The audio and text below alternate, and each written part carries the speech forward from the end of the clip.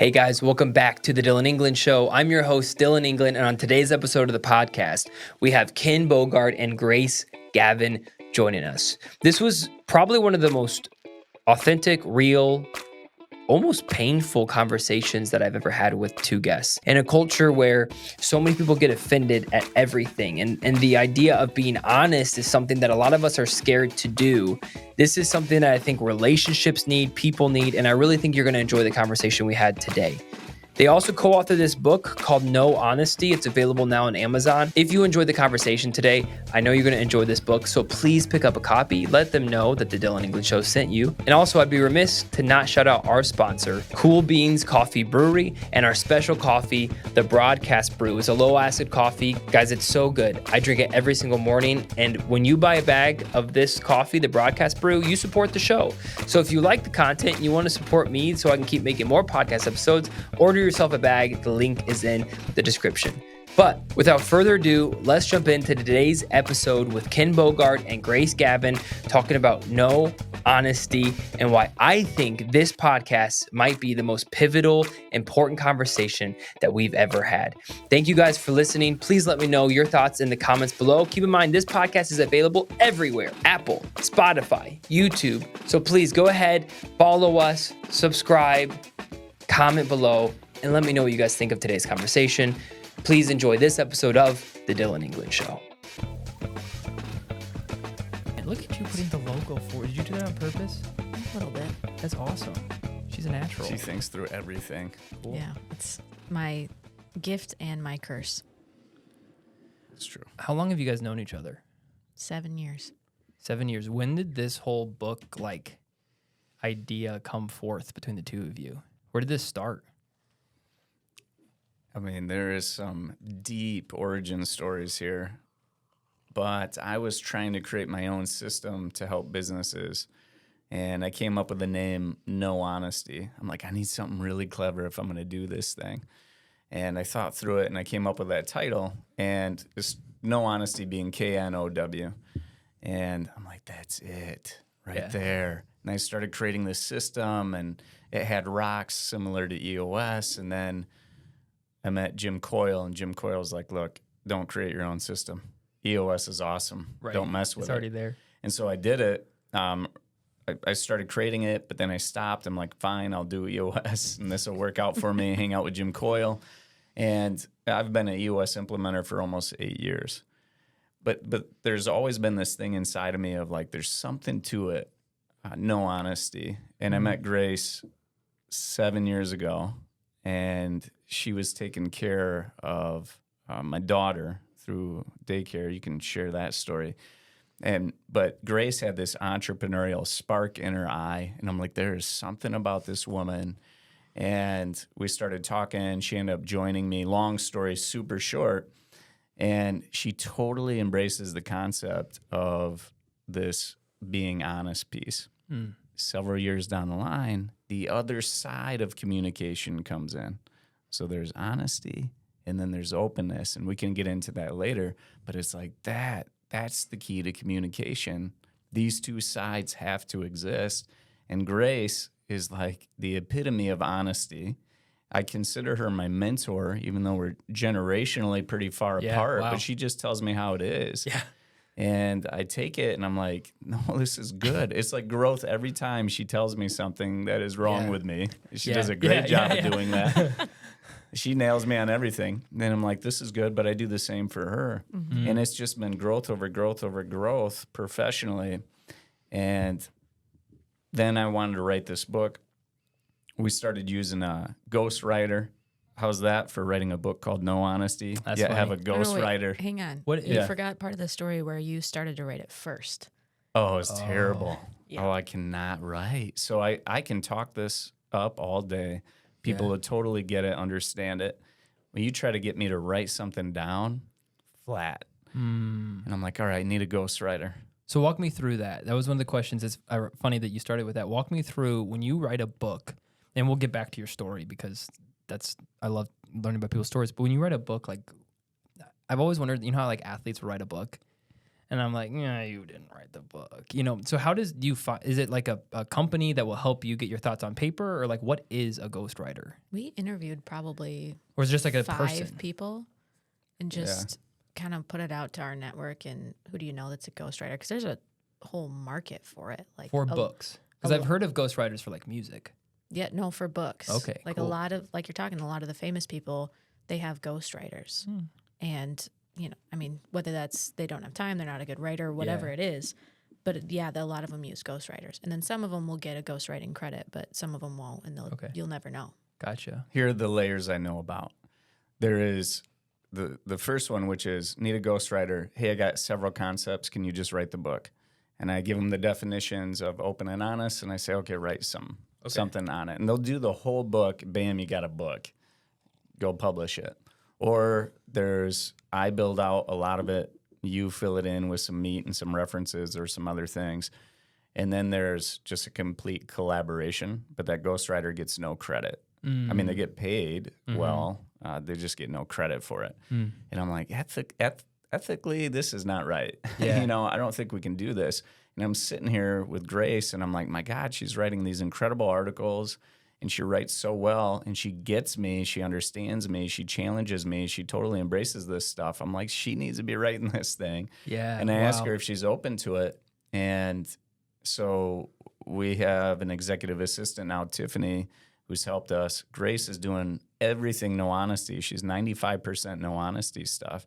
And she has taken, this book would never happen without Grace. And so here she is, and now we're co-authoring this book that's out there, and it's awesome. Grace, when Ken came to you and was like, I want to write a book and I want you to help me, like, what was going through your mind? Well, I don't know. We had already been working together. So I was like, yeah, I'll Whatever. help you. Like, that's what I do, And then he was like, well, will you write it? And I was like, yeah, sure. No problem. I love to write, love to read. Big nerd in that way. And then we had a discussion about like co-authoring and how is that going to look? And he was like, I think you should be co-authoring the book, put your name on it. I was like, okay. Like, You're I can't say 26 no to with your that. name on the book. Do you I ever know. just look at this and just think like, what the heck is happening? Yes, but also because I got married 2 months ago. So that's a new last name for me. Congratulations. Thank you. So looking at that, it's like it's a very much an amalgamation of my life right now that I'm like, holy cow, there's a book with my name on it, but also it has a new last name. So it's a A very lot of stuff interesting happening. time. Well, I will say the initials are GG, that's just a perfect like It is. author initial like signature thing later. That's a great name. Grace Gavin is a great like author name. I feel Yes. like it's gonna be first of many books. When we first started talking with our publisher and he was jazzed up, he's like, listen, we could take this as long as it needs to get it published, get it right, or we could get it up on Amazon, start doing pre-sales like next week.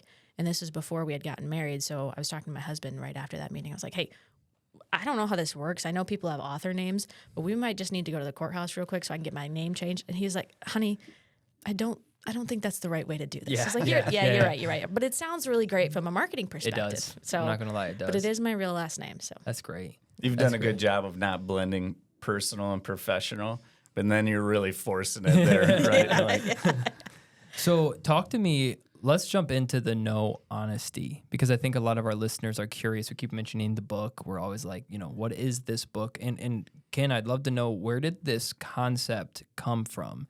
Was this something before EOS that you mentioned that earlier, that you were like, I have this thing, I'm going to blend it in with EOS, but where did this whole concept come from of no honesty? yeah, if you can picture a huge equation, there's just a number of pieces in my life and moments that took place to get that to where it is today. And so there's probably 40 stories in there. I do want to share a story from my personal life with you and just see what you want to do with it. Absolutely. But it gets pretty deep in there. But I was raised, so I'm going to go way back, but I was raised solo by my father, which is kind of unique.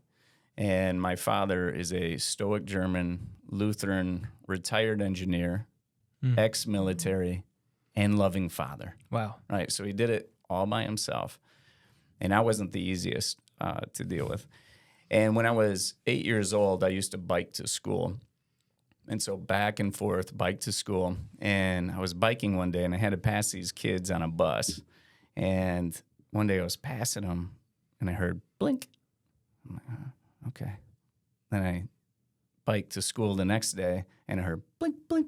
And I looked back and I'm like, my God, they're throwing stones at me, right?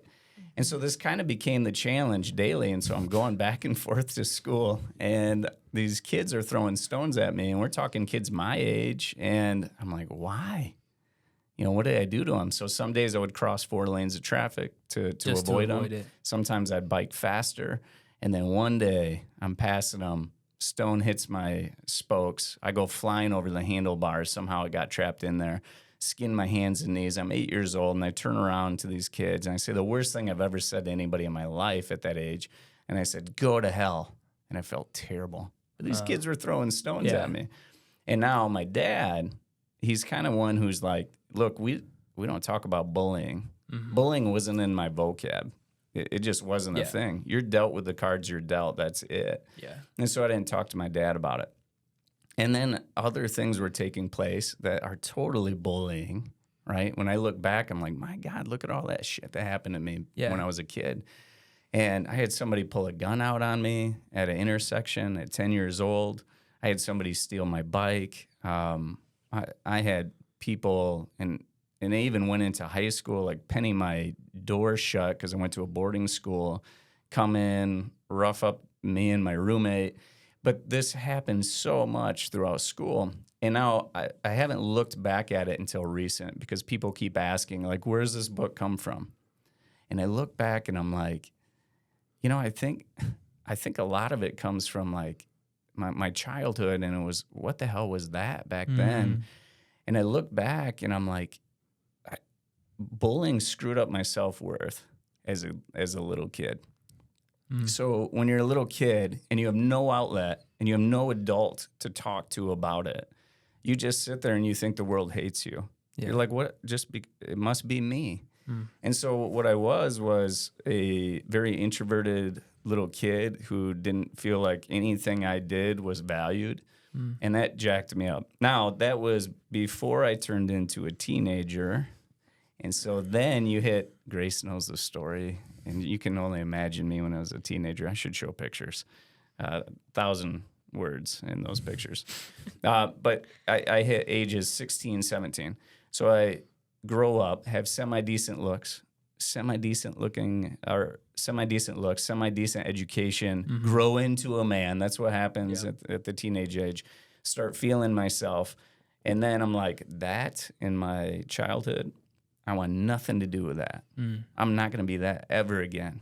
And then I turn into a prick. Yeah. And then I'm like brutally honest with everybody.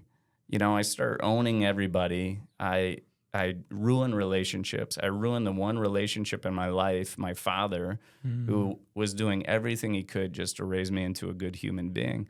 And for 6 years, I was a little dictator, tyrant, awful human being. However, people are like, oh, he's got it going on. Good education, good looks. And then what was happening, so if you can just picture this real quick. As a little kid, I was very open. I was always listening, observing, but I wasn't real honest. I wasn't truly and freely myself. I couldn't be. You know, I was struggling with that world. Then I grow into this teenager, and now I'm brutally honest, but I'm not open to anyone. I've shut everyone in my life out. And when you do that, man, it becomes a really lonely place. I mean, I was alone. Yeah. And I'm like, my gosh, seemingly have everything, but I felt like I had nothing inside. And I got on my hands and knees one day, and I was living out of the basement of my friend's house. And I got on my hands and knees, and I prayed the hardest prayer I've ever prayed in my life. And I finally let something back in, and it changed everything for me. And so the point of sharing that is there's these two sides, and we'll get into it in a little bit, but open and honest. But I experienced having the polar sides of both open and then the polar side of honest. And then it's like, man, I get it. And I get what people are going through. So now when I work with entrepreneurs, I'm like, you're like that little kid who has no self-worth. Like, I want to help you. Or the entrepreneur who's that dictator, tyrant, prick. I'm not mad at him. I'm like, I get you. I understand you. we got to help. Yeah, I think right now there's a there's a push for like real and authenticity. You know, it's like, no, I'm just real or I'm just authentic. It's like, no, you're a dick.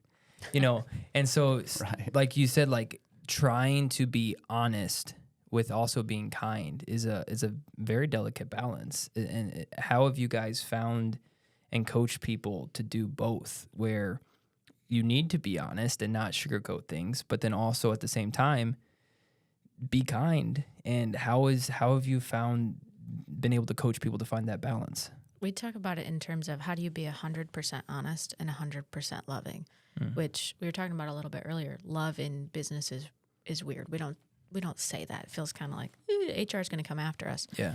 But you have to figure out how to bring the love and the care for the other human being into it. Because if I really care about you, if I love you as a human being, I'm going to be honest with you. Because that's the best way to help you grow, to become a better person, to then, if you ask me, better serve our world together, the shared world that we have. But I think on the conversation around authenticity and being real with people, that's such a big topic because nobody on the other side is open. So it feels like it's really hard to be our authentic self for some people, or some people have to push it because there's not somebody on the other side who's open to it, who's willing to actually just hear you as you are. So you feel like you have to come in as a bully. Some extra. Yes, to get it to that point. Or for those who are more fearful, they have to come in with a lot of courage and a lot of bravery. But if we had more people in the world who were open, that wouldn't be the case. We wouldn't even need that. If just a little historical perspective on this one, for the last 10 to 15 years, think about what our United States society is teaching us. Have your own identity, the power of vulnerability, delegate and elevate to your unique ability. You, build upon yourself. And this very individualistic type stuff is everywhere. Now, it's not bad, but it is not complete because we're missing the whole other side of it, which is 7.9999 billion people on this earth that we're not sharing it with. So people are trying to design a world for one.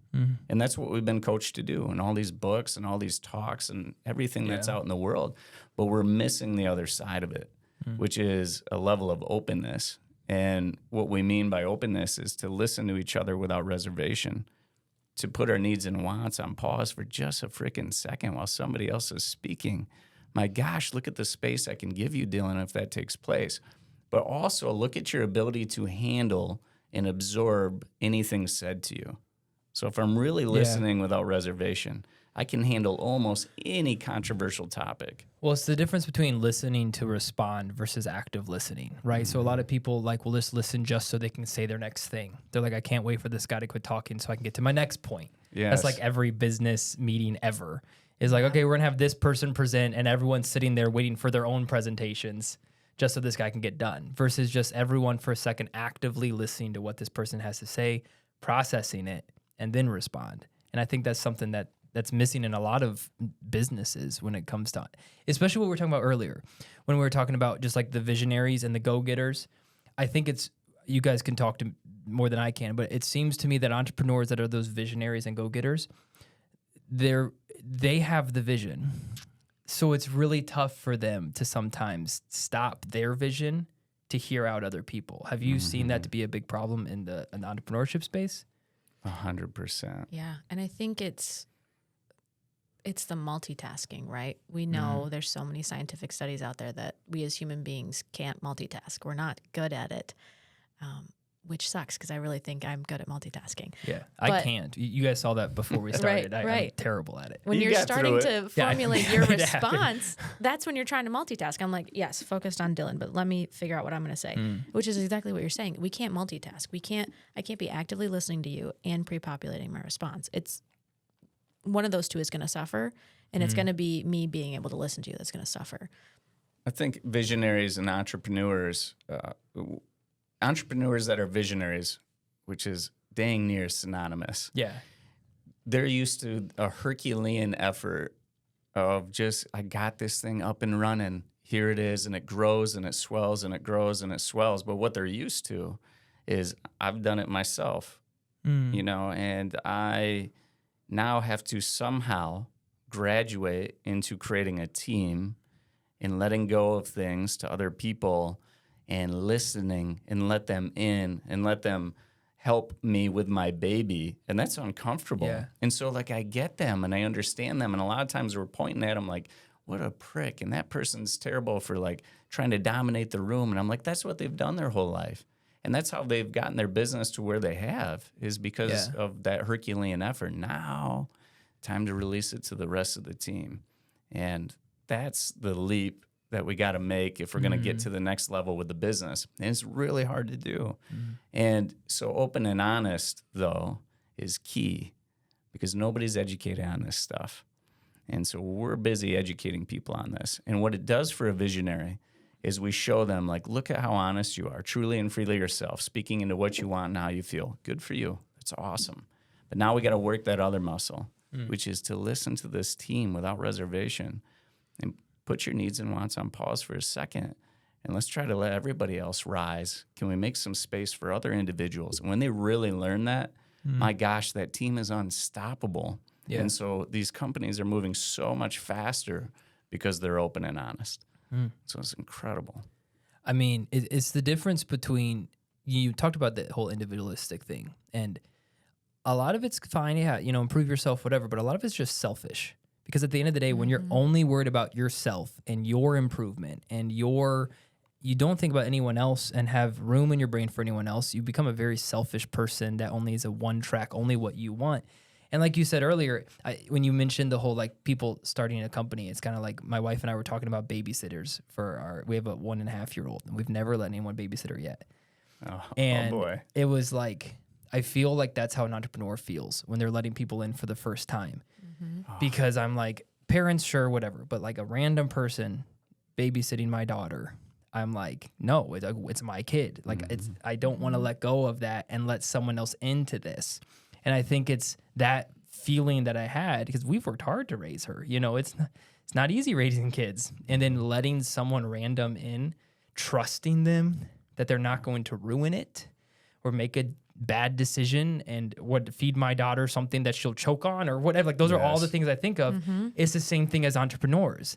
They're thinking, I've worked so hard getting this business here. I don't want to let someone in that's going to ruin my hard work. Is that kind of what you found is the thought process with a lot of entrepreneurs on why they were afraid to let people in? Yeah. And also for the ones that had people that they let in, and then those people disappointed them. Like, can we have a little bit more love for those entrepreneurs? Because now they've got some scar tissue around there. So it's even harder for them to let somebody else in and to let it go and to trust that person is going to care as much, is going to take it across the finish line the same way that they would. And it's not going to be the same, right, to recognize that. But if they've been through something like that and got burned, it's like any other relationship, but especially when it comes to your kid, to your business, which is a lot of entrepreneurs' baby, if you will.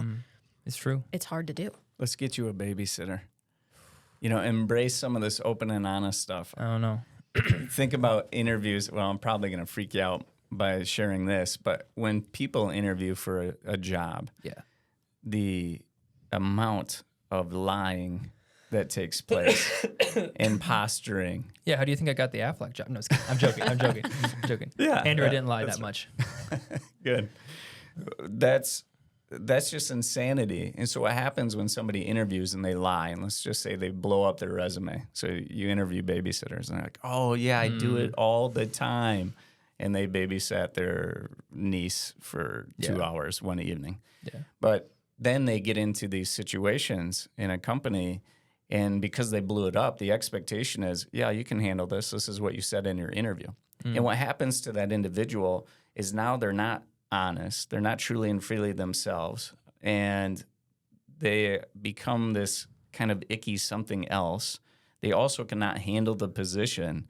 And so it gets really bad for them and for the company. Yeah. And so look what that devastation did. And so up front in the interview, and when you're interviewing babysitters, you should say, hey, let's agree we're going to communicate a certain way. Well, that's why I bought the lie detector kit. Did you? Yeah. I'm like, come in this room. There's like a light, like spotlight on them. And a background check. You've done the whole Oh thing. yeah, we're not playing around. That's right. Well, I think that's an interesting point when it comes to interviewing. How this specifically is not just for employees and employees that already have a relationship. It's building your team. Mm-hmm. Like, speak to on that just a little bit. Like, how important is it when you do an interview? How do you do this without coming across like weird?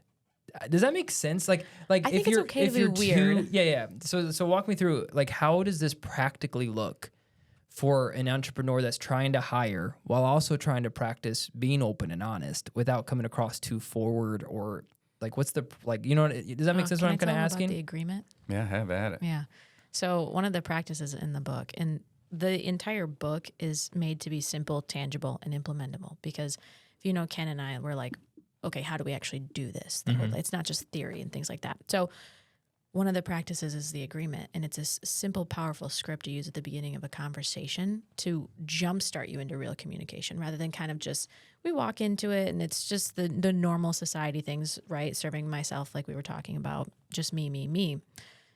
The agreement is as simple as this. Will you agree with me on how we're going to communicate, Dillon? I want you to be 100% honest, meaning be truly and freely yourself, speaking into what you want and how you feel. And I promise that I will be 100% open to it. I will listen to you without reservation. I will put my needs and wants on pause for you. And in return, I will be honest with you, and I ask that you be completely open to it. That's the whole script. You start out a conversation with that. You start out an interview with that. It's going to feel a little bit weird. I'll give you that. But think about how much better of an interview it's going to be for that reason.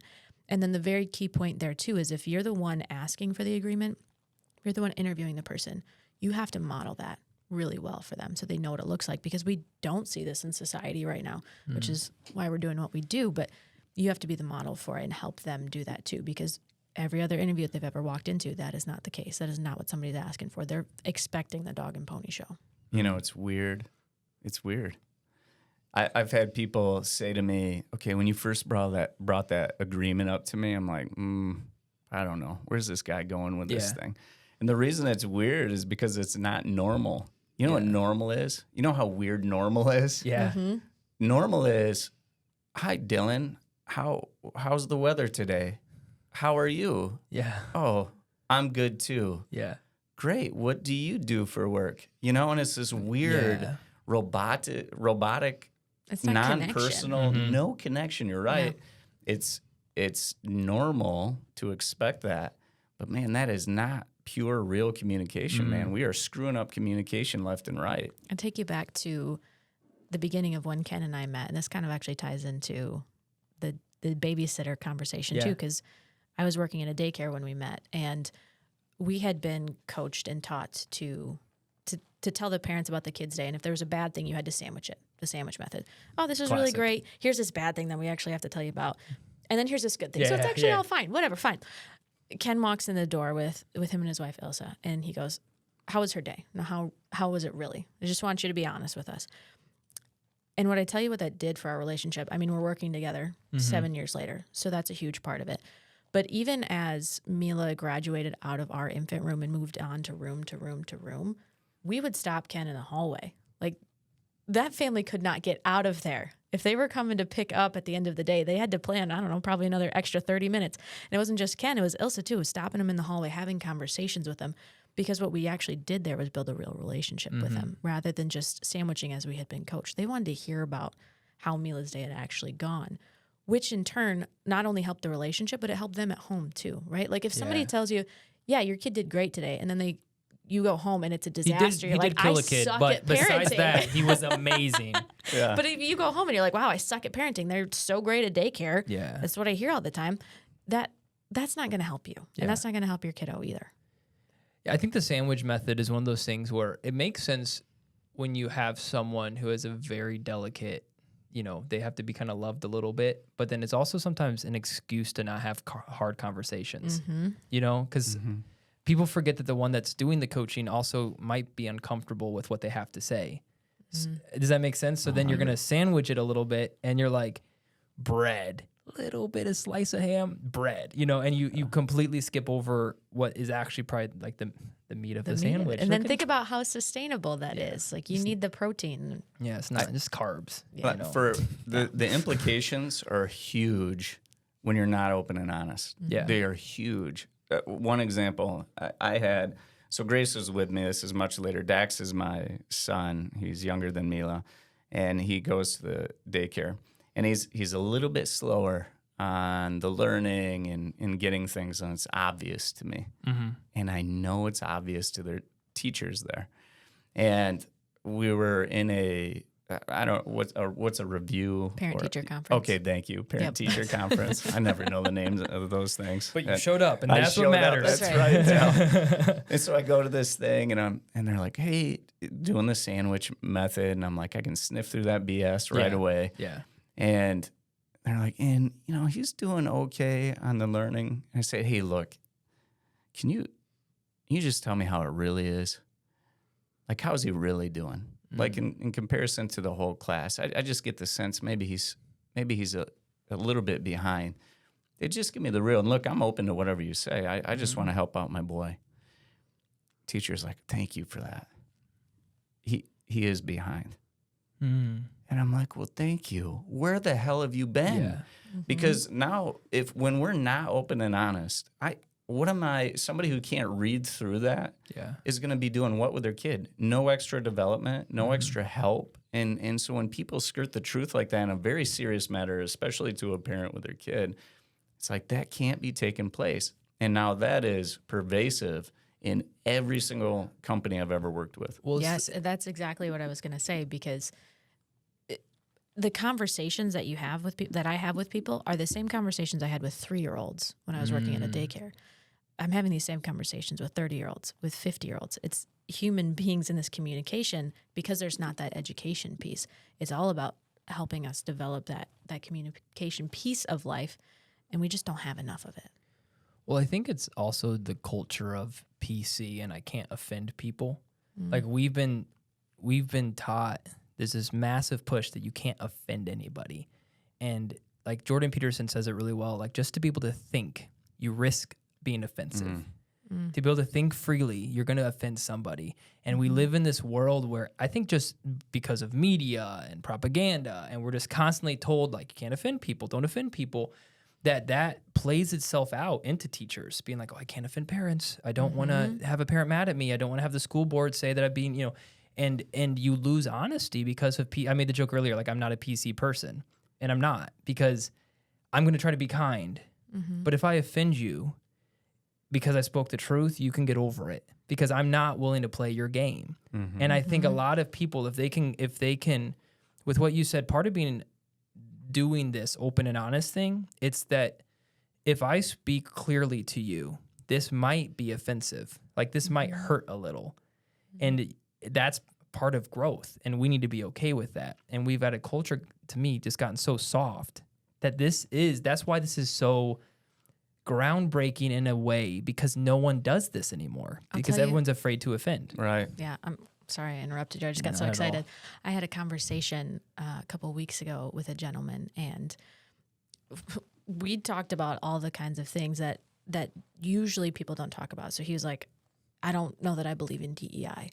And then we talked about feminism. And he was like, I don't know if I agree with all that. And then he got into taxes. My kind of guy. I'm just kidding. Go And ahead. I was like, Yeah, let's go Whoa. there, Grace, for the next 30 his minutes. I'm first- ready. I am ready to go. we can go there. But the first sentence, I was like, oh man, I got to practice a lot of openness here, because if you know me, I want women to run the world. Right. And all these other things. So we were on kind of opposite sides. Yeah. You were already like lacing up on your these- boxing gloves. You were like, okay, we're going here. I'm dog. like, I literally in my head, I'm like, okay, be open, because I think he could sense that in me, and obviously he knew the work that we did, so he could have this conversation with me. And I'll tell you what was very interesting is that we appeared to be on different sides of the issues, but as we had the conversation and talked it through, we're like, oh, I see what you're saying there. Yeah. I get that, I see that, I agree with you, but this is how I see it. Yeah. And then we left. We still were on different sides of the opinions, but we understood each other better. Yeah. And I was like, I see where you're coming from. I Yeah. see that. And like you said, like you guys were joking earlier, how you guys are sometimes like disagree on a lot of things, but you still are tight, and you just co-authored a book. And I'll stop talking after this and I'll ask you a question. But I I just had a conversation with a business owner. I don't know why I always do this, but I always talk about religion and politics, not because I want to, just because I'm a Christian and I love Jesus. So I always seem to talk about religion. And then ever since my daughter was born, I've started to really care about politics. And so it's always like something I just want to talk about because I like hearing people's opinions. And it's so hush hush. It's like when you bring it up, if I bring up DEI, I literally had someone on the podcast, I brought up DEI and I have to cut it out because based on who they're associated with, they could get in trouble for their personal views. Like that's a massive problem in our country. Massive. Like I'm associated with this organization, so I can't speak freely on what I believe for fear of penalty. Well, then we don't get anywhere. Right. We're just, and this is why this is so good. Like this is why I'm pumped I met you guys, because it's a callback to what's so important of being open and honest. And you know what? We might not agree. I can guarantee you and I aren't going to agree on some things, but that's okay. We're still going to have coffee. We're going to go get lunch. It's going to be a great day, and we're going to become friends. And that's how you learn. I don't know, Ken. What are your meanderings on this stuff? I love it. Just DEI as a topic is a good one because it is. I mean, there's PC things involved with it, and there's race involved with it, and there's inequalities involved in it, and it's just highly controversial at times. And man, it's just charged. And the more controversial a topic, the harder and harder it is to be open and honest.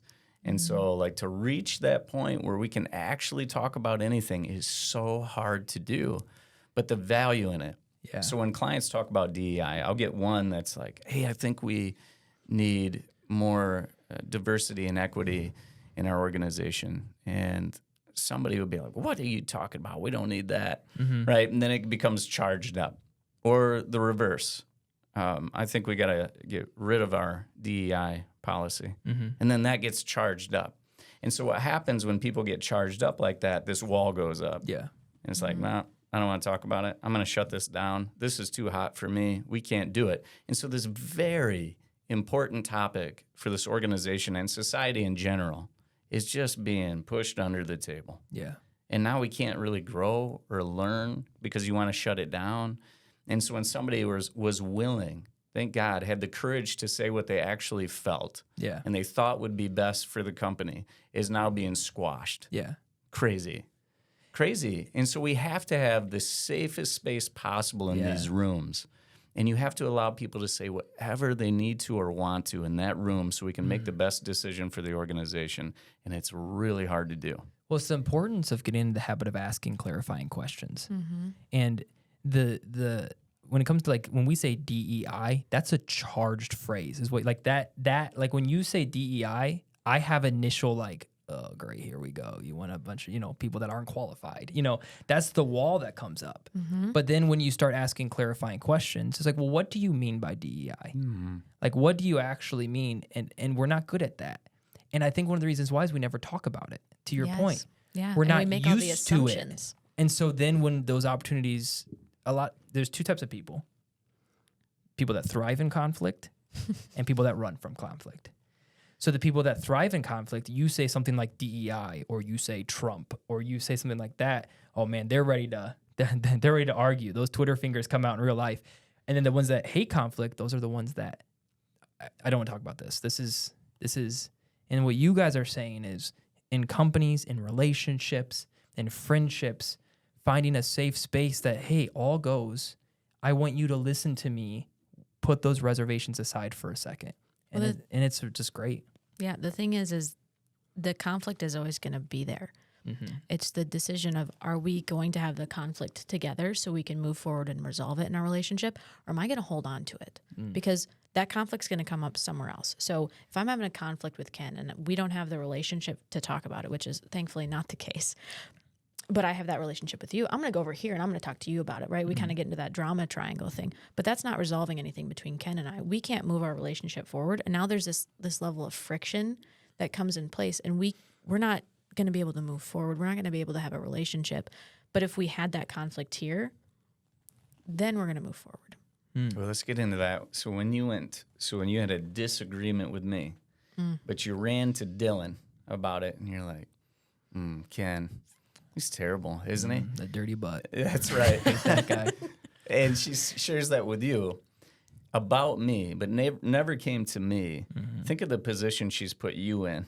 Yeah. You either have to maintain trust with her or break trust with me. I mean, either way, you're in a pretty shitty spot. Yeah. And it's like, we do this all the time to people in our organizations. And that's how toxicity gets moving, is because nobody's willing to go directly to the person and work through that conflict. And really, to diffuse conflict, it's not complicated. This is not hard. Yeah. What you have to do is allow to increase the chances of it diffusing. Is just allow somebody to be heard and respected. Yeah. That's it. That simple. To shout out our friend Mike Gruely. Oh, yeah. He always says Mike. something to the effect of like 20 seconds of being uncomfortable Yes. will solve everything. Yes. You know? And then there's the other option too, which is you and I have the conflict, or I go to Dillon and I talk about the conflict, or I hold the conflict inside me. And then I have to live with that all the time and feel that discomfort. And then I'm living with it for 24 hours, 36 hours, a week, a year, my whole life, rather than that 20 seconds like you're talking about where we have that conversation instead. So I'm living with it for so much longer than I need to. So what you said, Ken, it's if you're in leadership, creating the culture where everyone feels open to come talk to you.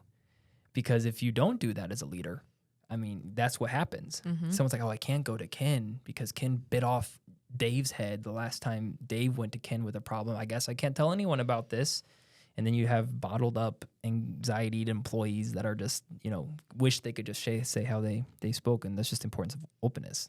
Right. Didn't really have a point with that. I was just making a statement. I didn't ask a question. I I was just totally open to it, man. yeah, I was like, done. Where is he going? I just finished. I went on this podcast. Side note, ADD. I went on this podcast once, and the host wouldn't ask questions, so he would just make statements, and then he just stopped talking, like that. He was like, "Anyway, you need to be open," and I'd be like, "Yeah, that's a good point, man," because I was like trying to keep it going, and I didn't know how to make it flow. Anyway, You're side like, note. let me take this thing over. I got you. Okay. I got stop. you. I'm just anyway, gonna. I'll just be the host. So anyway, man, how's your day going? Yeah. Back to the one thing I was gonna say as well, and then we can kind of move on to the next thing as far as like practical tips and whatever you'd want to give this to the people. I think, how do you coach people to practice openness when what I mentioned earlier, we are so taught to not talk about certain things or to be reactive. We're taught the social media has taught us to be reactive. We see a post, we react, we like it, we retweet. I think there's actually a big science psychology into the whole how social media, our reactions to social media has actually turned into real life reaction. And how do you coach people to start practicing putting aside self-interest for a little bit and listen? How is that a practical teaching thing that you guys have talked about? Social media has access to billions of people, and they are not in the agreement to which we referred to earlier. So you cannot expect that. Yeah. So just don't expect it with social media. Expect people to be reactive and fry you and leave and do whatever they want to on social media. It's not an engagement between two people or a handful of people. And so don't expect it with social media. But in your teams where you are connecting with people and you can't just run, put a comment in and fry them and then get out the door, that would be not right. Weird. Or normal, weird. Yeah. And so the point is to train people and to get people to be open and honest. First things first is you got to teach them. Educate. Like, I don't know where you went to school, but I highly doubt in grade school you were taught, hey, Dillon, be truly and freely yourself. Speaking of what you want and how you feel. Just be honest, you. I doubt it. Yeah. Didn't happen to me. I don't know anybody that's ever claimed that it has happened to them. And then how about be open? Hey, listen without reservation. Put your needs and wants on pause for your fellow classmates and the teacher. Not taught in schools, not taught in high school, not taught in college, not taught in my first job, second, third, fourth, any job I've ever had, it's not taught. Where do you learn it? Yeah. Where do you go to understand the importance of this? It doesn't exist. Until now. Nice. Boom. Look There at that it is. marketing for the book right there. Until now. Right. You can't And drop then these just like cut to mics, this, but like There you book go, right there over you go. Grace's face. That's perfect. that's good. And so we have to educate people on it. And so when we have an assessment, Yeah. and it measures how open and honest you are. And how many husbands and wives have come to us and been like, yeah, I had my significant other take it. And it was really good for us. Oh, it gives me goosebumps. Well, the reason it worked for them is because they're educating on how we need to communicate in a relationship. That's what's happening. And so there's a missing educational piece. But then you got to do it and you got to practice. And you have to start recognizing when you aren't being truly and freely yourself in the moment. You're like, whoa, fake me showing up here. I'm being somebody I'm not. And you got to nail that in the moment and get good at it. But it takes a lot of practice, and we help you out with how. So when you say be truly yourself, I mean, it's just a way that you're saying just speak honestly with what you're thinking in the moment. Like, don't sugarcoat things. Is that really what you're trying to get across there? yeah, like a level of sincerity. Yeah, because I guess genuineness. the reason I asked that is just because what we talked about earlier is sometimes your true and authentic self can be a douchebag. It could be like you can be honest without being mean. And so how when you say that, it's basically saying, look, I'm trying to just teach people just to speak clearly, be honest with how you're actually thinking and feeling. Grace, help us out. When I'm a douchebag, what do you do? Well, we have core values on our wall. So I look at them, I'm like, that is not humbly confident, Ken, and things like that. But also just saying, hey, are you being open? Because there's part of that comes into that too. But recognize, that's what I got. What do you got? What are you trying to do? I was thinking you nail me on it. Oh, I was thinking, so if I'm not truly and freely myself, so maybe I have a real thought, sometimes you're talking about like when you get the ego going.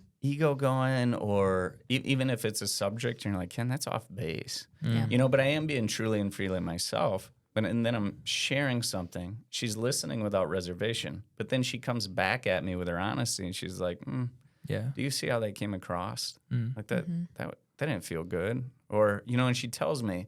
And so she's actually able to correct or help me internally be like, yeah, do you see how that comes across to people and what that does?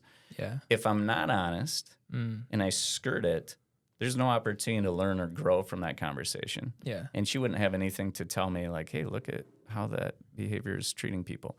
And then I might agree to continue on how I am anyways. I don't know, but it's putting truth on the table. Yeah. And when you don't put truth on the table, there's like, what are you working on? Yeah. Or Well, how when are you we don't navigating communicate this? exactly how you feel or exactly what you're thinking, you can't. It's like when you build something to be true, but when it was based on a half truth or based on a lie, it's going to have tons of cracks. Yep. So really, the goal is just to have a clear foundation on this is exactly what I'm thinking. Let's build on this foundation of truth, and then we're going to go from there and build something pretty cool. Yeah, like how many projects fail, how many organizations fail because the true condition's not on the table. Yeah, someone didn't actually communicate what they thought was best, or someone didn't actually listen, or that makes sense. I'm more on the not listening side. Like Yeah. Ken has to come at me with that all the time of, hey, just be open. Okay, yeah. Because he'll have new ideas, great ideas, and brings them to me. I'm like, it feels like another thing on my plate. So I'm like, nope, we're not doing it. He's like, can you just be open? Can you listen? I'm like, yeah, you're right. Well, so what you said earlier, the cadence. You mentioned cadence, the consistent reminder of this to do this. And it's not an overnight fix. It's a thing that you guys wrote the book and you still struggle with it, right? And it's the unique thing when stuff like this, because it's against our nature. Like I personally believe we have a sinful nature that's a selfish nature. And so when we have to practice kindness and grace and things that aren't something we naturally want to do, it's hard for us. And so I think that's why having someone like you that you can call us, hey, you're being selfish right now. Hey, you're not listening. That's a good friend too. But the thing is, you guys have developed the culture that you can do that stuff. Yeah. If you could talk to Tiffany, she'll often say, why doesn't every company do this?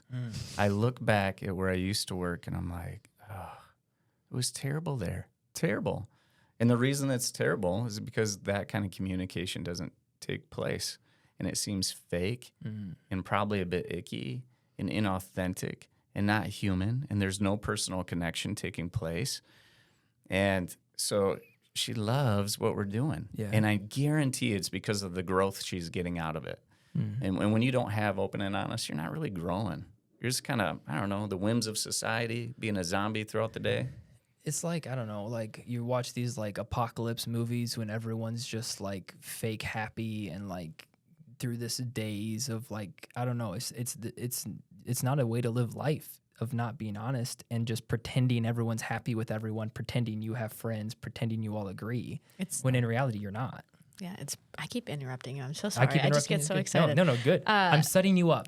I'm I love take it. the set and spike it. Oh, It's we great. should talk about interruption. We should, 'cause and, I and gotta- openness. That's actually what a Uh-oh. great segue. This is where you did I it on struggle purpose, with didn't it. you? No, but I keep doing it, and I'm like, I teach people not to do this. So we're talking about not being perfect there, but it's breaking the mirror of the picture perfect thing, because we're human beings. We're never going to get anything perfect, but this pursuit of perfection is killing us and pretending that. So if I ask you, hey, how you doing? You say good, but you're actually struggling.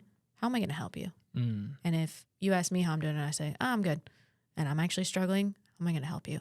Or let's take it to the positive side of things. If something's really exciting going on in my life, but I don't share that with you, and then you find out later, you're like, oh, I guess I'm not that close with her. She wouldn't share that with me. That sucks. And then that damages the relationship too. But to the interrupting side of things, when you interrupt somebody, What were we saying? I'm just kidding. I just want to interrupt. That's right, Just that's for right. fun. what's No, happening? what topic are we on? I'm like, wait, hang on. Keep going. I'm sorry. So What? inter- Come on, Just Grace. let me Let's go. Let's speak. go. this is where It's my working. angry It's wall is working. going up. Can you be open to us right now? This is Yeah. why it's always my struggle, because I get so excited and I want to talk about things. Yeah. Okay. But Interruption. I'm sorry. when I'm interrupting you, you're not finishing your entire thought. I'm Mm. cutting off your honesty. I'm like, yeah, it's great. It's good. But let me get in there. Yeah. Let me interrupt you on this because I'm so excited. Let me get my point across, and not fully listening to you. And I keep doing it to you in this conversation, and I keep seeing it. I'm like, wow, I understand why this is hard for clients when we're teaching them that, because sometimes you get so excited. Or the not so positive side of things, somebody says something, you're like, you're wrong. Let me cut you off. And here's why. Then we're not really having a conversation anymore. I'm just trying to win with my opinion. Look at your self-awareness. That's great. Just growth That's in the great. moment, right? Can I be honest with you right there? I wanted to interrupt you a couple times, and I'm like, I can't do this because this would be a terrible time for me to interrupt you. But the cool thing is your intentions were good. That's the interesting thing about interruption is your intentions were good because you were so excited that you wanted to hype me up and add to it. And that could still have a negative, because a lot of times you'll talk and I'm like, someone will interrupt you, you're like, I actually don't remember where I was going with that. And it could have been really good, and that's the danger. But your intentions were good. On the flip side, other people's intentions aren't good. And, but they both can have equal negative reaction or reaction. What word am I looking for? Events, negative outcomes, connotations. Yeah. Oh, good. Yeah. Like debates. Yeah. Presidential debates. I watched it because I was curious on how it went, and it was so painful to watch from looking at it from a lens of being open and honest. And I know that's not entirely the intent of the debate, right? But when they just start talking over each other, this is a terrible example of leadership for our country, whatever side of the aisle you fall on. I'd beat you at golf. You can't swing a golf club. Look at this guy. That's my Trump impersonation. But my policy got across. That's all that matters. ice cream. No, my policy is the best. Yeah, exactly. It's That's just not coherent. It's terrible. I live streamed that debate, actually. Fun fact. It was awesome. I was just Did giving you comment over it or what? Yeah, I would just comment on that. So you were That's interrupting. awesome. Yeah, I was interrupting the interrupting. That was interrupting the moderator. I want to see that. It was like interrupting, like Inception. It was awesome. The debate is a really good example, and I think we talk about it a little bit in the books, just a small little part. But the debate itself, debate is what? What's the goal in debate? To win. To win. Yeah. That's messed up. You got two leaders of our country, and what we're trying to do is create winning. There is no collaboration. There is no togetherness. There is no how do you work with another leader to make sure that this country is okay. Yeah. Instead, it's fry somebody else who has half of the population in their hand. What is that? Yeah. Man, we have gotten debate wrong. My kids will watch that debate, and what they're learning is that leaders need to try to win. What a great example for our boardrooms, Yeah. right? Yeah, okay, little Mila, when you grow up to be 25 and you take some sort of managerial role, make sure you win all the time. Please don't collaborate with other leaders. Make sure you trounce them and win. what the hell is that? Yeah. Man, that is wrong. At the highest level of leadership in our country, that's what's taught. Well, it's like there's nothing wrong with being like, I disagree with this, but that's good. You know, I feel like there's actually old debates that you can watch of like JFK or Reagan, and those debates are actually completely different than the ones now. They had the agenda, but they had respect for each other.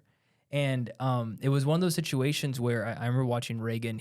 There was a young guy in the debate stage, and it's one of the like iconic Reagan moments. And he basically was like, the young guy was kind of trying to hint that Reagan was too old to be the president. And Reagan made the joke, it's like, I will not let my opponent's age, being so young, you know, make fun that he can't do this job. He just made like a joke. And it was one of those things that they had respect for each other. And back then it was more or less like we have two policies that we're trying to communicate clearly. And what debate's supposed to do is sharpen those things. It's supposed to be like, I took debate in high school. And actually a good debater actually has to do active listening. So we did, ironically, it was the weirdest topic ever, but I remember it, like everything we did. It was on space debris. This was like a national competition, mind you. And it was, so this is actually a real problem, by the way, is space debris. Something called the like Kessler effect, where basically when things keep colliding that create more and more parts, and we have old defunct satellites spinning, and actually the space station has thrusters on it that has to move and dodge. But anyway, I remember this. The point is, I'm in. When you debate, my dad taught our debate class, and it was bad debaters walk up there and just spew what they prepped. When you had two people talking and the rest of the debate team, the other partner was sitting there listening, that partner, the whole thing is sitting listening to what that person has to say. They're taking it in. They're listening. They'll be like, that's a good point. We can't refute that. That's fact. That's a lie. We need to, and that's what actually debate's supposed to be. It's actually supposed to be like, I remember on debate being like, what they just said is actually really good.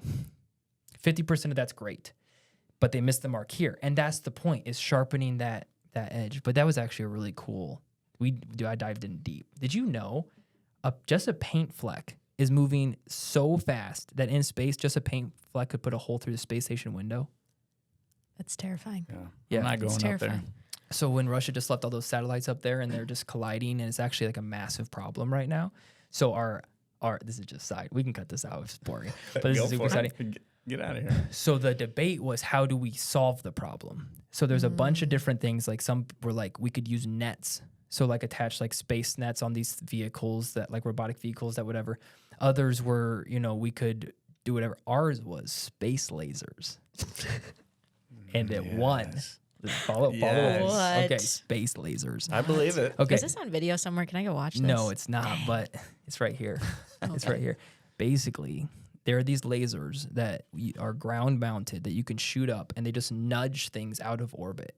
So the world's, what do you call the protective layer around the Earth right now? I'm blanking. Ozone? Ozone, yeah. The thing, the atmosphere, like when things burn, it's a natural furnace. It'll burn up 90% of the things that go up before it ever hits the ground.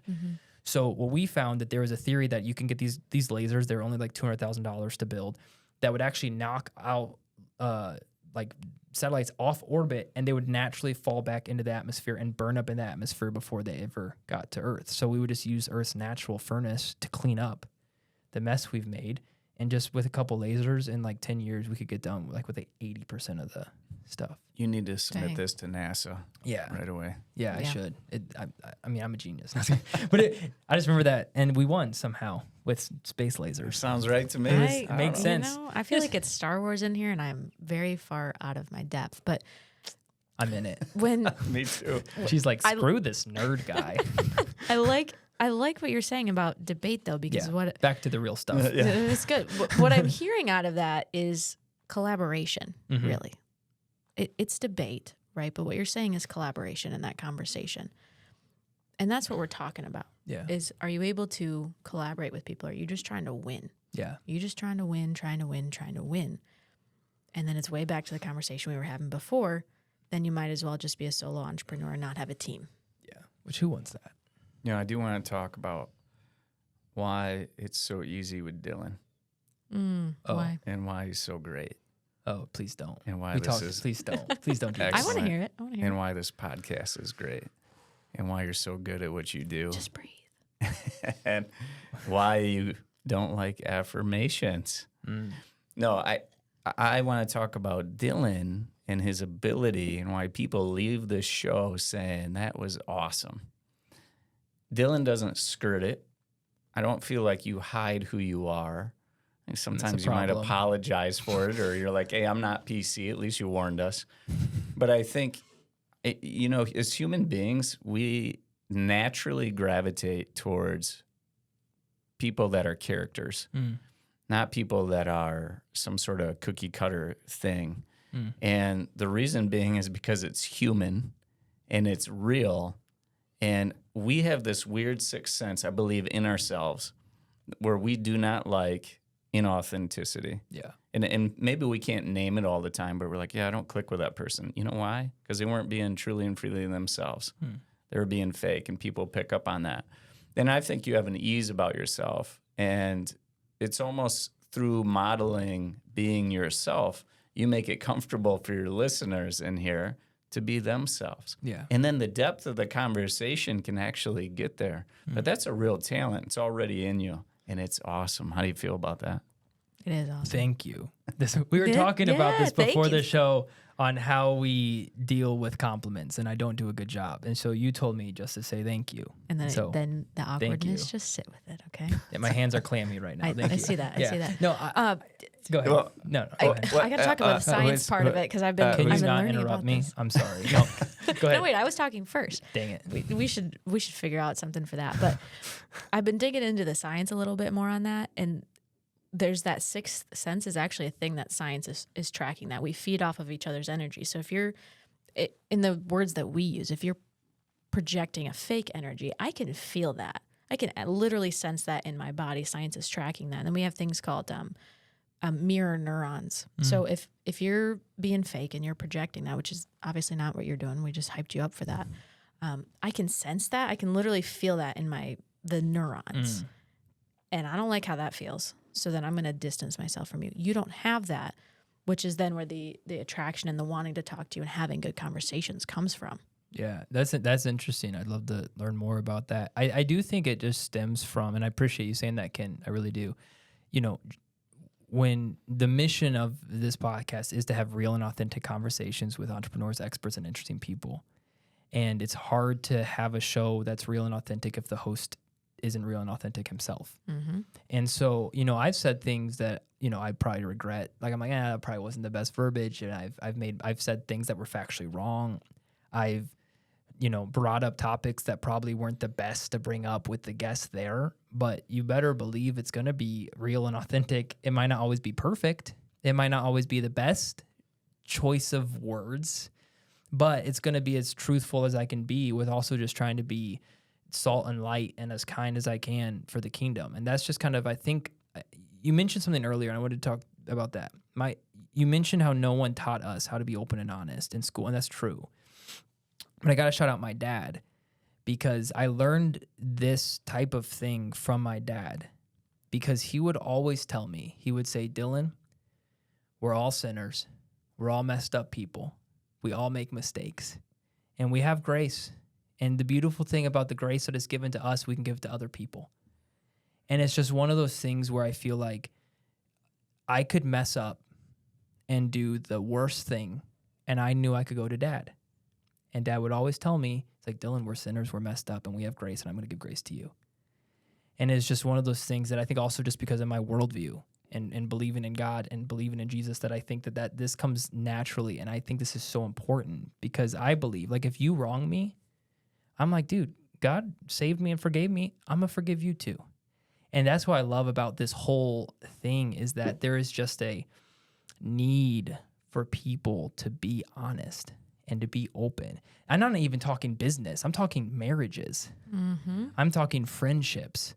Like, you and I are going to disagree politically on some stuff. That's okay. We're still going to be friends. And actually, we're probably going to learn something as a result. And with my wife, we're not going to see how to parent eye to eye every single way we're supposed to parent, but you better believe we're going to try to be open and honest and actually hear each other. And how many relationships have probably fallen because they didn't practice this? It's what's happening in Billions. our country Right now. And that's why I love what you guys are doing, because it matters. you know, and like for me, I view this through like a spiritual lens. I view this when you talk, I'm like, man, like this is so good because this is what I preach and teach. And even just on the practical side of things, like, man, if we could just learn how to listen, like where would we be as a culture and a country? Like, this is why I think this book's going to blow up. I think this is why you guys are on an absolute journey and a good one and one that's needed. And I think what you guys are saying is great. And I think a lot of people that listen to this episode today are going to be encouraged and they're going to want more. And I don't know, I'm just sitting here just like, this is great, man. Like, you guys have done really good work and I think it's really needed in our culture today. So I'm proud of you guys. Like, I don't know you, but I'm like a teary-eyed parent right now. Just like, this is awesome. Yeah. And when did you guys? Beautiful, by the way. Was that okay? Thank That you. was It beautiful. was, I mean, I'm tearing up a little bit over when here. you speak from the heart, it flows freely. Mhm. You know, that's what my dad always said. But anyway, like my dad, if you guys can't tell. And actually, ironically, to your dad, similar situation, but as a Christian school principal, stern, you know, kind of person. Until you get to know him, he's the funniest, kindest, most loving person you're ever going to meet. And like my friends are always like, hey, how's it having Mr. England as a dad? I'm like, it's awesome. Like, he's great. But he also, you know, commands respect. And he was just the perfect role model I could have had. And I'm adopted. So I always look at it like I was double blessed because I was born into a home that just wasn't right for me. And God moved me into the perfect home for me. And it was just one of the coolest. That's a side. That's a complete. My parents were foster parents. I was like the last kid they chose to adopt. I told them they made the worst decision, but self-deprecating humor again. Uh-huh. But anyway, Awesome. Dad, the impact that has. So back to the book. Enough about me. When did you guys know you had something? Like, when was it, like when you mentioned your childhood. I want to bring back to the story for a second. You mentioned your childhood. You mentioned the bullying. You mentioned your growth. You mentioned meeting her. When did you guys actually be like, this needs to get on paper and more people need to know this? So I've done EOS for 8 years, and I work with leadership teams, so somewhere between 3 to 7 individuals in a room, navigating their biggest issues and getting them aligned to accomplish what they want to accomplish. That's EOS. You got to understand that real quick.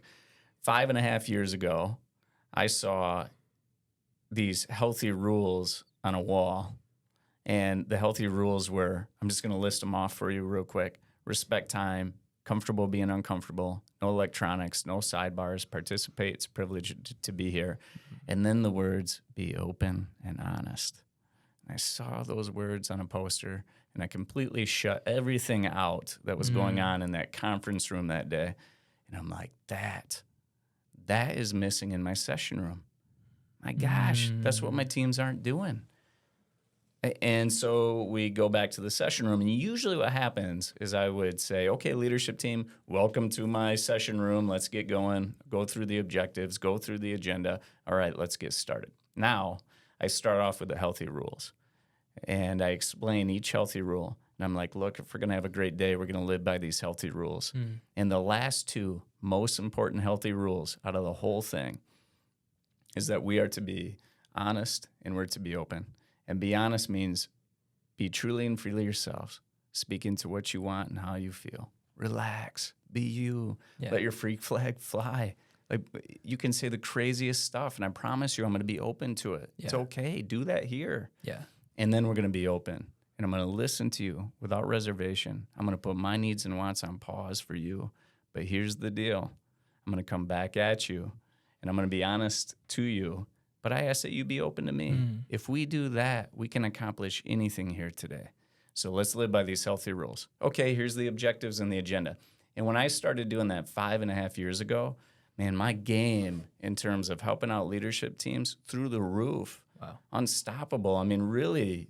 And so I share this with the EOS implementers, and they're doing it too. And that's what we need to do in every conversation. And so that's when I knew I had something good there.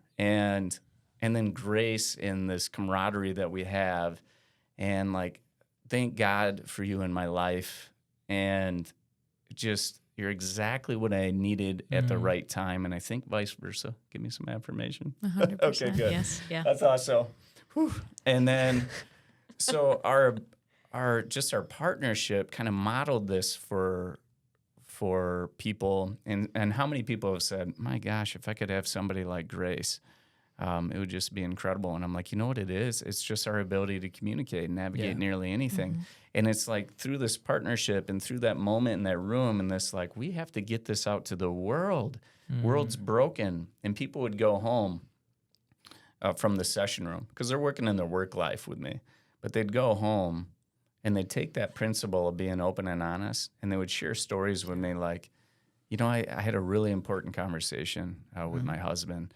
And it really changed where things are at. And so just thanks. And I'm like, oh, well, that wasn't my intent to help out your personal life, but I mean, awesome. And then more and more stories piled up like that. And I'm like, we got to go in work life and personal life in this book. And we got to start pushing this out. And we got to create a movement because the movement right now is going the opposite direction. And so it needs a force going in the other direction. If we're going to help people live the kind of life that they want and have real communication and connection with people. Yeah. And from my childhood and my beginnings, I didn't have any of this. I'm the last of 8 kids, grew up on a dairy farm. So it was very work heavy, very, very focused, but there wasn't real communication in my household. And I didn't really realize it through that lens before. But I see how much it's affecting my relationships and my family, and still working to get this into my family to work on that too. But that's where my heart for it comes from. And I think it was around the same time. No, it was after. So my dad got diagnosed with stage 4 cancer in 2020, and he had a 3% chance of survival, and nobody would talk about it in my family. I think it was a 12-day hospital stay. Dad started chemo in the hospital during that stay. And he was a fighter, and he was very, very stubborn. Like if we're talking in terms of open and honest, 100% honest, very, very little openness there, but love him for it. And I get a lot of my stubbornness from that. He's like, yeah, I feel that. But we didn't talk about the odds. We didn't address the reality that we were in. And so he was on all these medications. He went to chemo. He was this giant of a man. You need to picture like a big farmer in their overalls. Like, he didn't wear overalls a lot, but that's exactly what he looked like. And I remember watching as this once giant of a man just kind of whittled away, and we wouldn't talk about it. And we kept fighting and, hoping for that miracle. But the reality is there's a 3% chance of survival, and that's for the healthy fighting individuals. He was 68 years old, not necessarily in the best of health by any means, but we wouldn't talk about it. And I remember I only had one conversation with my sister where she's like, I looked up the odds and it's a 3% survival. I didn't even look it up. I wanted to avoid that completely. And we ended up only having 5 months with him. And there are so many things that I regret about that, especially growing in my entrepreneurial journey. He grew our family farm from 80 acres to 450. Like, he went through it. And there are so many times now that I'm like, I wish I could ask my dad about these things. And I think if we had acknowledged that a little bit more, those last 5 months would have looked a lot different. And I'm so, it's past now, but I still think about that all the time. Like, what would have had been different for us? And then that's when we really started digging into the work that we're doing and seeing that. I was like, if I had embraced that a little bit more before, if I had been able to have that conversation with my family, because it's not like we weren't talking about it. Like, there were hushed whispers of like, is this the right thing? Are we doing the right thing? But nobody would come out and say it. And I think we're worse off for that. And it's really tough. And I don't want that to happen for other people, whether it's as serious as a cancer diagnosis and having conversations about what's the right thing to do here, to bringing in another person to your organization, or a friendship that you're having and there's something in the way there and we're not really talking about it. We have one life to live. And that was made abundantly clear to me standing in that hospital room for the very last time with my dad. And if we don't embrace that, if we don't create the real connections and the real relationships here, whether that's in your work life or in your personal life, I believe that's a waste of the gift of the life that we've been given. I mean, I think to your point, when we ignore reality out of fear or out of whatever, it has a major impact on relationships. And, you know, like you said, if thing, you know, you look back at those memories, and I'm sure that's hard, and trying to figure out, like, man, if we would have just been honest with the situation. And man, I'm sorry for your loss. Thank you for sharing. That's tough, but I do appreciate, again, your openness. I mean, you're practicing what you're preaching. That was a very vulnerable, open thing to share, and I appreciate you sharing that. And it is interesting how when we're not open and we're not honest, the repercussions of that could be just a life of regrets. And that's just a reason more. And like you said, we have one life to live. Why would we live it just lying to each other? Why would we live it not being open and honest? That doesn't make any sense. Like, why would we live this world where we pretend everything's okay and then wish that we would have just been honest with the situation? So I just think that that drives it home for me. Yeah, that drives it home. We've had some really incredible open and honest conversations about that in our work life. And after that, maybe that's another time to share some of those. But some really good things. And her sharing that with me helps me understand her and where she's at. And me listening to her, I think, helps me with empathy and being like, man, tough times. And I think what you said about reality, it's interesting. When people don't lean into reality, it makes it harder for them to absorb it when it hits. Yeah. You know, like they haven't built up an ability to handle it. So we just keep ignoring reality. And then when something that's just undeniable hits you, it's really hard to handle it. But if you keep leaning into the reality and the facts and the true condition, you get better and better and better at handling nearly anything that comes at you. And then conversations become easier. Your empathy becomes greater and connection takes place. And so that's what we're up against. Well, it's the difference between walking through something alone with walking through something with people. Because when you ignore reality, you're just living in this lie of aloneness that you're not going to deal with it. But if together you walk through these things together, it becomes, you have crutches. You can lean on people.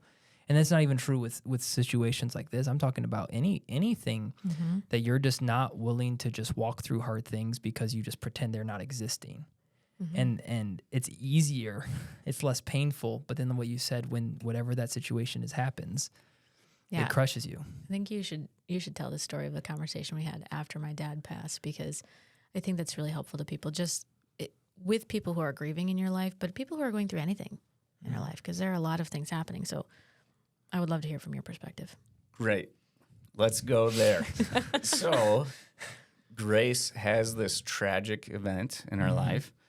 And I don't remember how many weeks you were off. Maybe it was just 1 week. I think it was off 2 weeks because it happened. It was December 28th. So it was the holiday time. So it was kind of slow. And then I took another week. She's the 8th child. Last of 8, yep. Living at home at the time.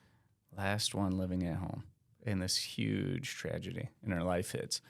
And so a little bit of time goes by. She's at work, and you could tell she's giving it her best that she can while dealing with this huge thing.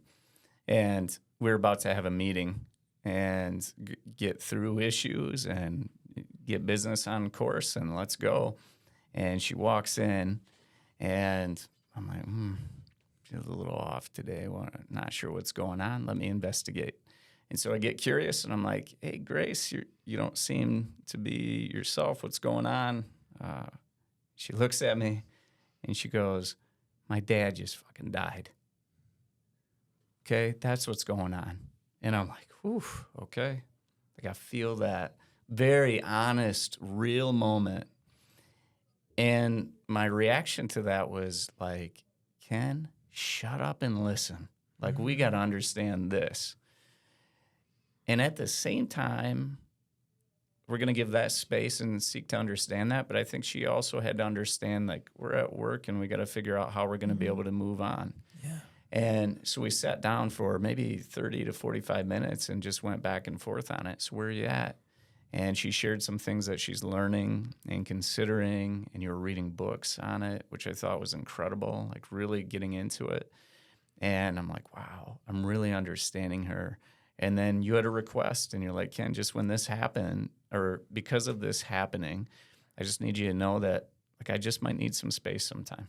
And I just think you need to understand where I'm at from time to time at work. And I'm like 100%. And then I think you need to understand this. Like I need you at your best. And if that means you need more time or some sort of other support, let's go get it. And what an incredible conversation. And then that was one of our best meetings we've ever had. And we got down to it and we executed very well. And so I think just kind of this outlet took place for both of us. Yeah. And the release valve, so to speak, and increased understanding. And then it increased our connection, our ability to collaborate. Yeah, because we weren't avoiding that elephant in the room anymore. I mean, there's a reason why that saying is there, but it was also, I needed that continuation of work too. And I needed to continue to have a purpose, to not fully fall into the grief all the time. But there would be times that a memory would hit me. I remember there were clients one day standing outside the door, which is kind of right in front of my office door. And they were talking about being dads and how much they love being dads. And I was like, I can't be here right now. And I had to leave. But in being able to leave, I could come back and I didn't have to deal with all of that and pretend to be okay. Yeah. I could go and have that moment of grief and come back and have that continuation there. Well, because you had the empathy, because you guys practice openness. And so you understood. I think one of the worst things that people can say in these situations is, I'm fine. No, I'm fine. I'm fine. I'm okay. I'm good. I'm fine. When you're not fine. But you guys already had that culture built that you knew who was going to be open. You knew that you could say those things. And that's why this matters. That's why in leadership teams it matters to be an open person so that you can be honest with the situation that's going on and not just be like, no, Ken won't get it. You know, Ken won't understand this. I'm just going to tell him I'm fine. I'm kind of to give him a little details, but with that relationship you guys had, I mean, look how much closer that brought you. And now we have the book and a better relationship, and you're probably tighter as a result. For sure. Yeah, we could get through anything. High five. Yeah, Ken's really into the high five things, but I think that he says it all the time, but it's really true. Like, we could get through anything. Yeah. We had this tragedy happen, and I mean, it happened to me, but it happened to everybody around me, right? And our ability to get through that means our relationship is really strong. Yeah. We have some really tenuous conversations sometimes. We talk about religion. We talk about politics and things like that. And he alluded to it before, but we do see things differently. Yeah. And yet we're still working together. We're still co-authors on this book.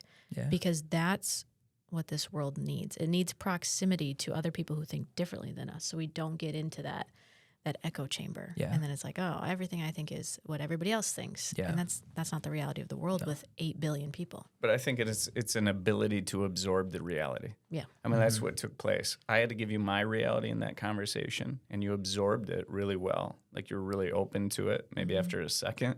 Your reality being, sorry to interrupt, just to clarify. Needing her to work. Like, I need you to do work, your, be present. Like, what do you need to get back into full shape?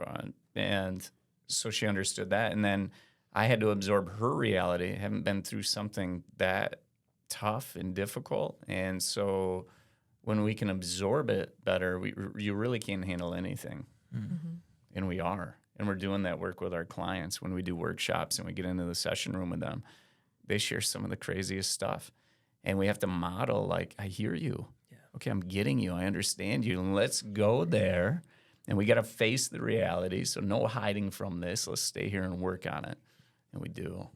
It's awesome. More of that. Yeah. Dylan, let's get more of that. I agree. Well, there's an interesting thing where tragedy will either make or break relationships. You know, like, that's the reason my wife and I got married only 9 months after dating, was my best friend died. And it literally, like she saw me through my worst moments I've ever been in.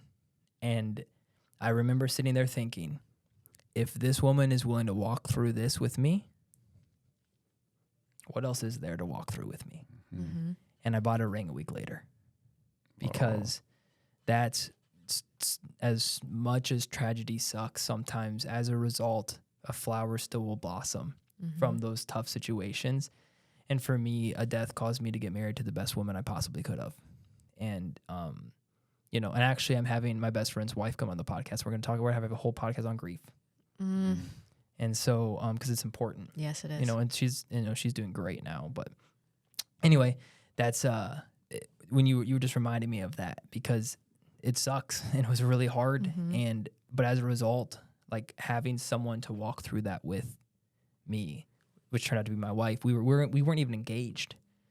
We were, not to get into my story, but whatever. That's great. We were just, Do it. I traveled for 2 years on an evangelistic team. A little bit about me. We would do Irish concerts. So I played Irish music. I played the mandolin. Don't know if you know what that is. You do I an played Irish guitar. jig. I'm sorry. I'm too fat. It's the Irish jiggle is what I do. That's what I do. Is actually I don't even have to move. I just have to like jump, and then the body takes it over. So one of the team members' name was Matt Clemens, and I traveled with him for a year and a half. We had a break for Christmas. I had just started dating my Anna that August. And I was gone every night. We Skyped, and I surprised her for Christmas. So we were at Christmas break together. I was at her house, at her aunt's house in Virginia. And Matt Clemens was one of the team members. He was married to Carol Ann. They had one kid. And I get a call from one of my friends that said, "Did you hear about Matt?" I'm like, "No, what happened?" And he's like, he just died this morning in a car crash. And he was 26, whatever, like my age. And, you know, wife, kid. We were about ready to start traveling again in 2 weeks. And it just like, you know, like out of body experience, you know, like for people that haven't experienced a sudden or like bad news, like there's this out of body, like, I don't know how to even react right now. I don't know. I'm not even sad. Like, so I just remember I just screamed when I hung up just screamed. I don't know if it was anger. I don't know if it was fear. I don't know if it was, and so for the next like week, Anna just like, I got like really sick as a result, like really sick. I was drinking NyQuil, like water. By the way, dude, CVS's off-brand NyQuil slaps. Just want to let you know that. Way better than the real stuff. It's, addictive. Good to know. Yeah, just in case you're ever, in CVS. Pick it up. But I just remember my wife would walk through this valley with me. And there was a moment, the day of Matt's funeral. This is when Anna said that she knew she wanted to marry me in this moment. This was the morning of Matt's funeral. I was supposed to play guitar in our like band. I was supposed to pick guitar for the funeral because we sing, and his wife wanted us to sing and stuff. And so Anna told me that she would wake me up in the morning. She was sleeping in a different room. She was going to come wake me up in the morning. And so she said, don't set an alarm. You need sleep. I'll come wake you up. She slept in and didn't wake me up. And we were supposed to practice, and I missed practice. And so my boss is like, bro, like, I can't have you play. Like, I'm going to play, like, whatever. So I missed the chance to play for my best friend's funeral. And I was really frustrated, but we were in the car driving to the funeral. We weren't talking. Anna was feeling terrible. And I looked and I said, she remembers what I said. I don't remember exactly what I said, but I remember saying, like, Anna, we all make mistakes, but love trumps all that. And I love you, and it's okay. And my wife grew up in an abusive home, and in a home that did not have grace, in a home that this would have been like a issue for the next 2 months kind of deal. And she just broke down crying because she's never experienced love or grace like that. And I just thank the Lord that he empowered me to say that and be okay with that situation. And she told me at that moment, she knew she wanted to marry me. Because even when I was at my lowest, it wasn't worth it, me taking it out on her. Like that doesn't accomplish anything. And that whole situation of the funeral, her walking through me, I literally bought a ring. A week later, we were up in Michigan, and I sent her on this errand to pick up something for me in the mall up in Troy. And I went to Kay, bought a ring on the spot, and the rest is history.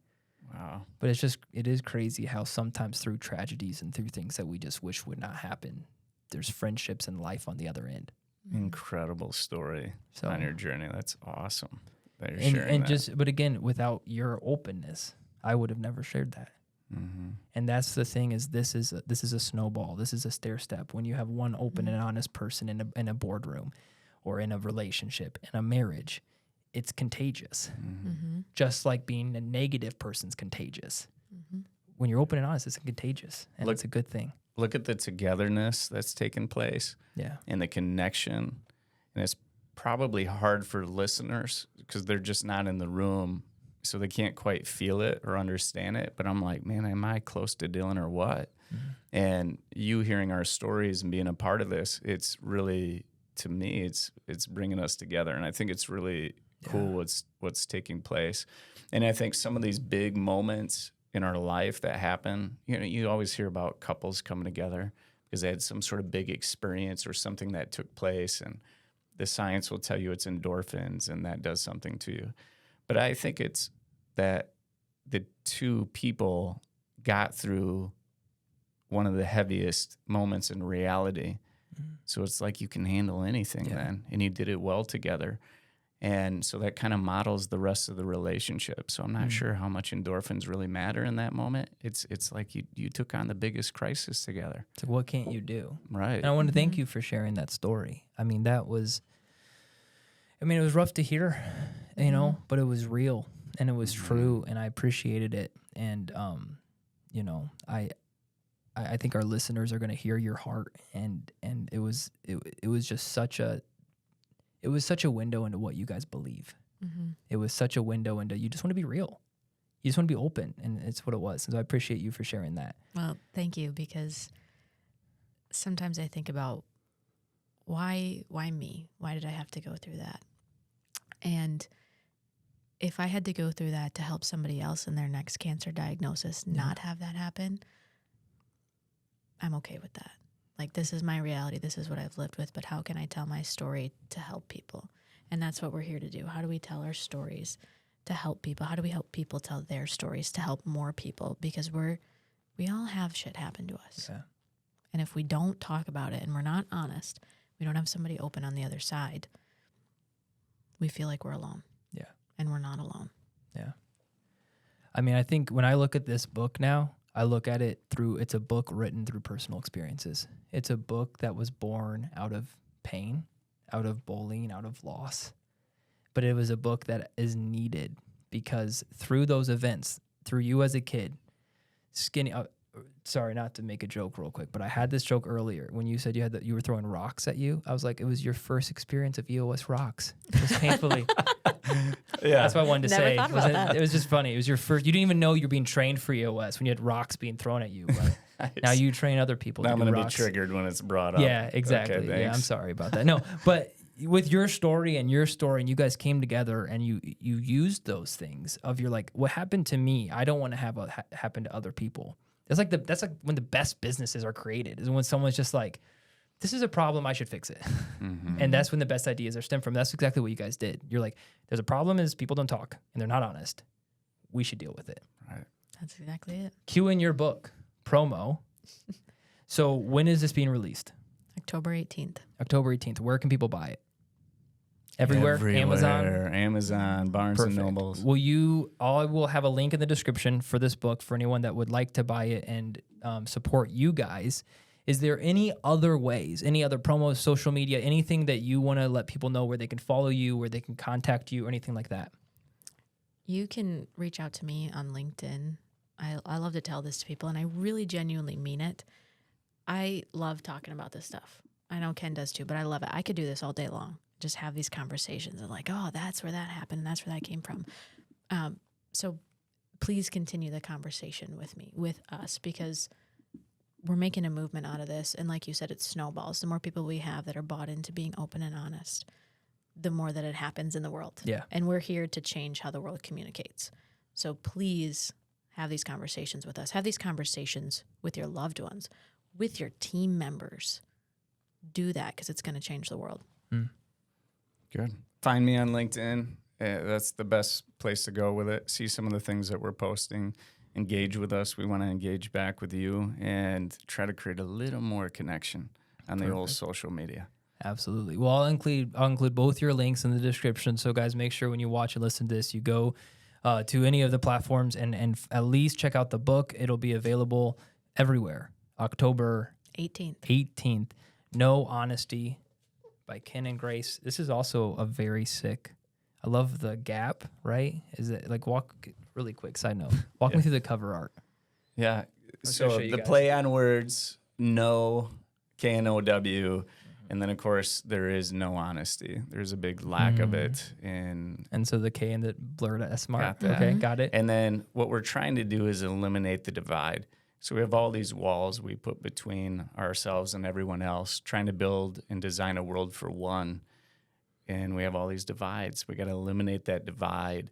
And by doing that, you become truly a masterful communicator. It's just by getting rid of those divides and being yourself. And then you have an ability to connect.